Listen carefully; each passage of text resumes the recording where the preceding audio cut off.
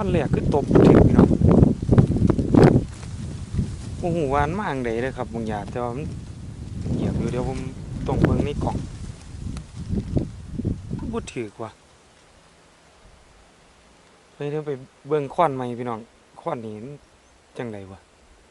ผมเหลียวบ่เห็นหน้าองยานมาโขกใส่กันแล้วก็พะเนียดลั่นไหมแต่ว่านกปลาบินออกเสียงใหญ่เด้อครับไปรุ่นเบิ่งค้อนหนาครับเพื่อมันโอ้พี่น้องค้อนแรกก็ตีผิดเลยครับแต่เศร้าเลยยัง7 โมงอยู่เลยบ่ถึง20 นาทีครับตัวเมื่อกี้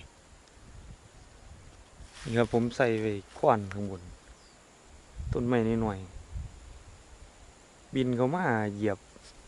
ตีผู้ถึกโอ้ผมยังงงเลยโอ้เสียดายเลยพี่น้องเสียงใหญ่สำครับตัวนี้เดี๋ยวผมจะล่องยับลงไปข้างล่างมึงครับแต่ว่านกปลาเงียบเลยโอ้เสียดายพี่น้องค้อนแหลกกับโวมานเลยครับเสียดายครับเสียดาย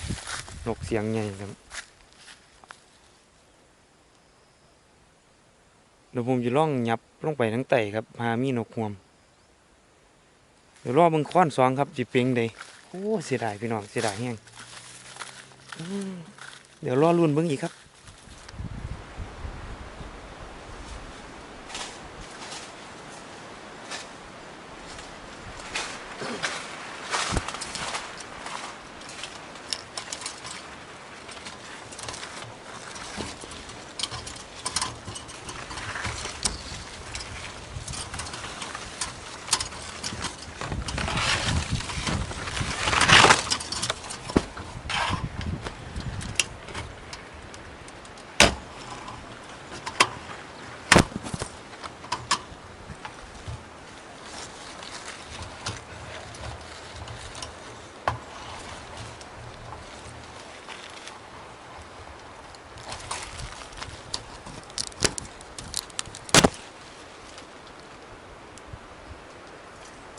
บัวหมานพี่น้อง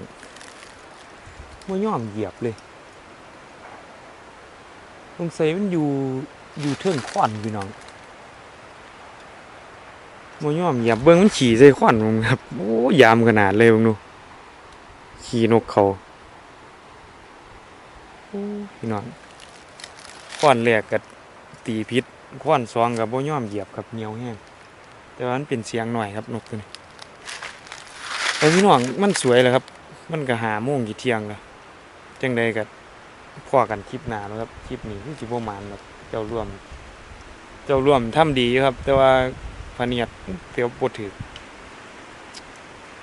เสียดายพี่น้องเสียดายเลยตัวแรกแล้วพี่น้องพอกันคลิปหน้าครับสำหรับคลิปนี้ผมก็สิมีบ้านแล้วสำหรับคลิปนี้ก็สวัสดีครับ